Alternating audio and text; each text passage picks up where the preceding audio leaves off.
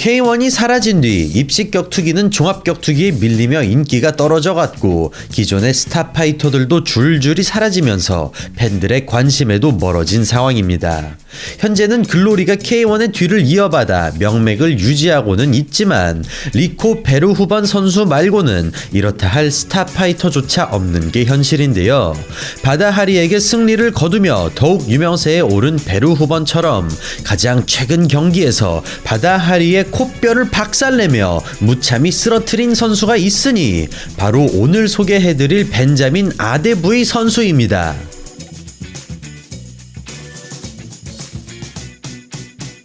벤자민 아데부이는 베르후번의 자리를 위협할 유일한 대항마로서 글로리의 대표적인 스타 파이터 중 하나인데요. 헤비급 중에서도 유난히 크고 떡 벌어진 체격을 가지고 있지만 그에 어울리지 않는 유연성과 기술력을 겸비하고 있으며 부드러우면서도 파괴력이 넘치는 복싱으로 수많은 KO를 만들어낸 선수입니다. 특히나 명경기 제조기로 유명한 벤자민은 몇 차례나 올해의 경기에 선정되기도 했고 85년생이라는 적지 않은 나이에도 불구하고 건재한 기량을 유지하고 있는데요. 아직까지는 국내에서 많이 알려지지는 않았지만 개인적인 생각으로 현재 글로리에서 가장 재미있게 싸우는 선수이기 때문에 오늘 방송에서 다뤄보도록 하겠습니다. 1985년 1월 24일 루마니아에서 태어난 벤자민 아데부이. 그와 가족들은 나이지리아가 고향인 아버지를 따라 3살 때 나이지리아로 이사를 가게 되었습니다. 대학 교수인 그의 아버지는 벤자민 역시 대학에 들어가기를 원했고 석유 산업이 발달한 나이지리아에서 석유 기술자로 키우고 싶었죠. 그렇게 나이지리아에서 자라던 중 8살이 되자 어머니와 함께 다시 루마니아로 돌아오게 되었고 남들보다는 다소 힘든 학교 생활을 하게 되었는데요. 그가 나이지리아에서 생활하는 동안 루마니아어를 모두 잊어버리는 바람에 학교에 적응하기가 좀처럼 쉽지 않았고 교내 유일한 흑인이라는 이유로 친구들조차 사귀지 못했죠. 그렇게 어려움을 겪던 도중 벤자민에게 숨통을 트여준 것은 바로 스포츠였습니다. 갑자기 또래 아이들에 비해 키가 커지기 시작한 벤자민은 유도와 가라데를 수련하며 힘을 키웠고 체육 선생님들의 눈에 띄어 농구와 축구까지 하게 되었죠.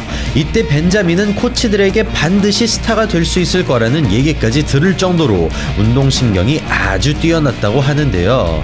특히 고등학교 때부터 시작한 킥복싱에서 가장 큰 재능을 보였으나 집안의 반대와 경제적인 어려움으로 인해 빨리 돈을 벌기를 원했고 운동선수보다는 취업 쪽으로 방향을 정해 공부에 매진했습니다. 그러나 벤자민은 킥복싱에 대한 미련이 남아있었습니다. 다른 길을 가기에는 킥복싱에 대한 재능이 너무 아까웠던 것이죠. 그렇게 자신의 장래에 대해 확실히 정하지 못하고 시간을 보내던 중 그의 여동생인 패트리샤가 계속해서 용기를 북돋아 주었고 결국 그는 27이라는 비교적 늦은 나이에 프로 킥복싱 무대로 뛰어들게 됩니다. 벤자민은 데뷔 전부터 킥복싱에 대한 재능을 완벽하게 증명해냈습니다. 전략보다는 본능대로 싸우는 게 대부분인 신인임에도 마치 베테랑처럼 침착하게 거리를 재던 벤자민은 단 한 번의 레프트 훅으로 상대를 쓰러뜨렸고 다시 재개되나 했는데 경기는 이미 끝난 상황이었습니다. 이 경기부터 벤자민의 놀라운 행보가 시작됩니다.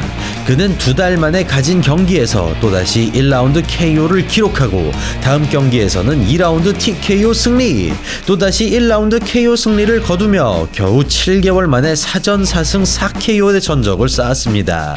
그 후 겨우 한 달 만에 오른 링에서 만난 상대는 현 UFC 헤비급 6위에 위치한 로젠 스트로이크. 이미 킥복싱에서 잔뼈가 굵은 로젠 스트로이크는 사전에 선수에게는 벅찬 상대이지만 단숨에 높은 곳으로 치고 올라갈 수 있는 기회이기도 했습니다.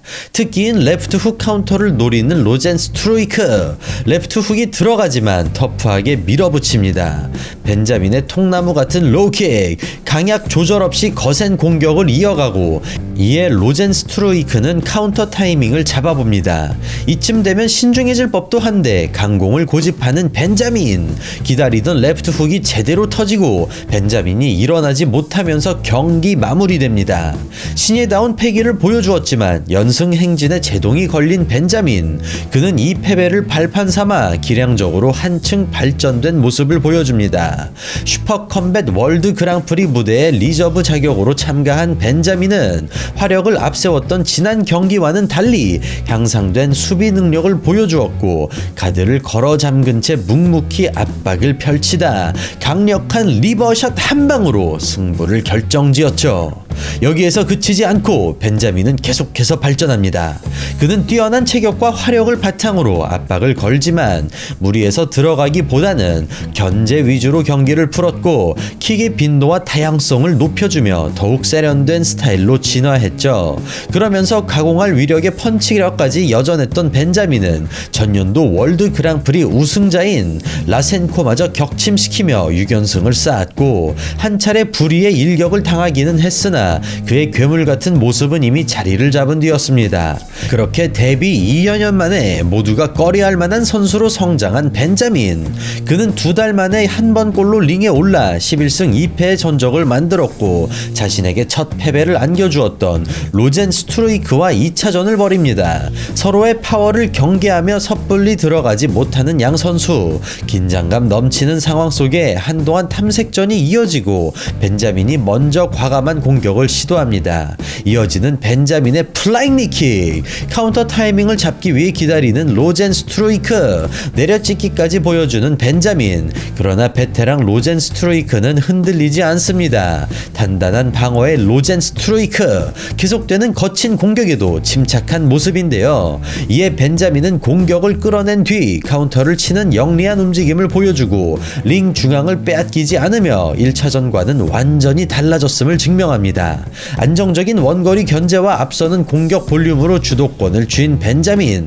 카운터 타이밍이 나오지 않는 로젠 스트루이크는 딱히 꺼낼 만한 무기가 없는데요. 벤자민은 대치 상황에서의 유리함을 끝까지 유지시키고 완벽한 운영을 보여준 끝에 판정 승리에 성공합니다. 이후 각성한 경기력으로 4연승을 거둔 벤자민에게는 더 이상 붙일 만한 선수가 찾기가 힘들어질 지경이었습니다. 그에게는 자신에게 두 번째 패배를 안겨주었던 상대이자 66승 9패의 전적을 자랑하는 파벨 주라벨레프만이 유일하게 남아있는 선수였죠. 그렇게 1년 만에 다시 만난 두 선수. 서로 묵직한 타격을 주고받으며 치열한 공방을 벌였고 체격에서 앞서는 벤자민이 월등한 펀치 파워를 앞세워 약간의 무위를 점하고 있었습니다. 베테랑 주라벨레프 역시 쉽게 밀리지 않으며 경기는 판정까지 가는 듯 보였는데요. 그러나 3라운드 초반 벤자민의 카운터가 완벽하게 터지고 그대로 TKO가 선언되며 1차전의 KO 패배를 제대로 되갚아줍니다. 경기 대부분을 고국인 루마니아에서 소화해내며 12승 9패라는 뛰어난 성적을 쌓아 올린 벤자민. 그는 더 이상 슈퍼 컴뱃에서 증명할 게 없었고 현 입식 격투기 최고의 단체인 글로리와의 계약에 성공하며 더 큰 무대로의 도전을 시작하게 됩니다. 벤자민의 기세는 글로리에 가서도 꺾일 줄 몰랐습니다. 파괴력뿐만 아니라 스피드까지 장착한 벤자민은 만나는 모든 상대들을 압도하며 KO 승리를 기록했고 강적인 헤스디 거지스마저 꺾으며 9연승을 기록함과 동시에 글로리 헤비급 타이틀전의 기회를 부려봤습니다. 그렇게 만난 타이틀전의 상대는 잘생긴 외모와 실력을 모두 겸비한 현 킥복싱 최강 파이터 리코 베르후번. 벤자민은 객관적인 전력에서 열세로 예상되었으나 2라운드까지 베르후번에게 앞서는 놀라운 모습을 보여주었는데요. 그는 베르후번을 꺾는 이변을 만들어내나 했으나 경기 초반 너무 빠른 페이스로 인해 체력이 소진되고 말았고 이후 불리한 상황을 뒤집어내지 못하면서 아쉽게도 반정 패배를 맛봐야 했습니다. 이렇게 글로리 헤비급은 리코 베르후번이라는 절대 강자가 탄생하고 그에게 도전할 상대를 가리기 위해 원데이 토너먼트를 개최합니다. 사실상 베르후번을 꺾을 만한 유일한 선수인 벤자민은 토너먼트 첫 경기에서 충격적인 경기를 펼치는데요. 그는 3라운드 동안 65방의 로우킥을 적중시키며 상대의 다리를 완전히 박살내버렸고 같은 날 펼쳐진 결승전에서도 승리하여 다시 한번 타이틀샷을 받아냅니다. 접전 끝에 아쉽게 패배한 1차전을 뒤로하고 다시 오른 무대. 이번에야말로 챔피언이 될 수 있을 것처럼 보였지만 했지만 챔피언의 벽은 생각보다 너무 높았습니다. 1차전에 패배를 교훈삼아 경기를 천천히 풀어갔던 벤자민은 최대한 공격을 아끼며 기회를 엿보고 있었으나 챔피언의 정확한 복싱에 턱을 내어주며 1라운드 만에 KO 패배를 당해버린 것이죠. 이 패배로 인해 두 번의 타이틀전 기회를 모두 날려버린 벤자민. 다시 타이틀샷을 받기 위해서는 먼 길을 돌아가야만 했으나 그는 이러한 상황에 좌절하지 않고 묵묵히 제갈길을 걸어갔습니다. 그는 헤비급 컨텐더 토너먼트에서 두 번이나 우승하는 저력을 보여주었고 구토 이노센테 선수에게 판정 패배하기는 했으나 이 경기는 사실상 벤자민의 승리로 보는 의견이 대부분이었죠. 또한 엄청난 접전 끝에 KO 승리를 거둔 자피르 월리스와의 3차전이 올해의 경기에 선정되며 랭킹 1위의 자리를 지킨 벤자민. 그는 베르 후번에게 패배 이후 3년 동안 11승 2패의 성적을 쌓았고 이후 타이틀전의 기회를 기다리며 처음으로 휴식 기간을 가졌습니다. 데뷔 이래 매년 5경기 이상의 빡빡한 일정을 소화해냈던 벤자민. 2년 동안 한 경기만을 가지며 기다리던 그에게 드디어 기회가 찾아옵니다. 그것은 바로 현존하는 격투기 선수 중 최악의 악당인 바다 하리와 타이틀전의 기회를 두고 싸우게 된 것이죠. 베르 후번에게 두 번의 패배를 당했다는 공통점과 한 살 차이로 나이마저 비슷한 두 선수의 경기는 시작되고 바다 하리가 먼저 하이킥으로 시동을 걸어봅니다. 킥이 교차하고 다소 굴욕적으로 넘어지는 바다 하리. 확실히 예전에 비해서는 근육이 빠진 모습입니다. 공격의 무게감에서 차이가 나 보이는 양 선수. 벤자민의 단발성 킥에 하리의 몸이 크게 휘청이고 이에 벤자민은 계속해서 미들킥을 넣어줍니다. 과거에 보여주었던 압도적인 스피드가 많이 줄어든 바다 하리. 선제 공격을 통해 벤자민의 압박을 저지하는데요. 떨어지는 순간 라이트 훅이 벤자민의 관자놀이를 지나가고 이 순간을 놓치지 않으며 바다 하리가 첫 번째 다운을 빼앗아냅니다. 예상치 못한 봉변을 당해버린 벤자민. 바다 하리의 맹공이 시작되고 가까스로 2라운드를 버텨내지만 데미지를 크게 받은 것 같습니다. 3라운드 시작과 동시에 곧바로 전진하는 하리. 욕심을 내보는 하리에게 오히려 카운터를 적중시킵니다. 비틀거리며 클린치 시도를 하는 하리. 그러나 다운이 선언되고 회심의 인력을 노려보지만 결국 일어나지 못합니다. KO 직전의 위기에서 벗어나 펀치 한 방으로 역전승을 만들어낸 벤자민. 참고로 이 경기는 2020년 올해의 경기로 선정되었으며 벤자민의 펀치에 의해 바다 하리의 코는 두 동강이 났다고 합니다. 왠지 벤자민 선수와 사법부를 대신해 바다 하리를 혼내준 것 같아 뿌듯한 마음이 드네요. 네, 오늘은 글로리에서 수많은 명장면을 만들어내며 챔피언을 노리고 있는 벤자민 아데부이 선수에 대해 알아보았습니다. 리코 베르 후번 선수가 아직까지 왕좌에 앉아있는 만큼 벤자민 선수의 다음 경기는 베르 후번과의 3차전이 될 것 같은데요. 과연 이번에는 챔피언이 바뀔 수 있을지 기대해보며 오늘 영상 마치도록 하겠습니다. 감사합니다.